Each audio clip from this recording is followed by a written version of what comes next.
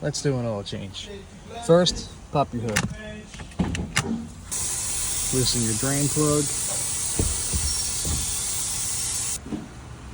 Take the drain plug out. Take the old filter out. Make sure the O-ring is not still stuck in there. If it's not, put a little bit of oil around your new O-ring and put the new filter on. Hand tight, don't want to crush it too much. Put your drain plug back in. Tighten it with your ratchet, just enough to get the gasket to where it won't leak, not too tight. Fill it up with your proper amount. Cap back on.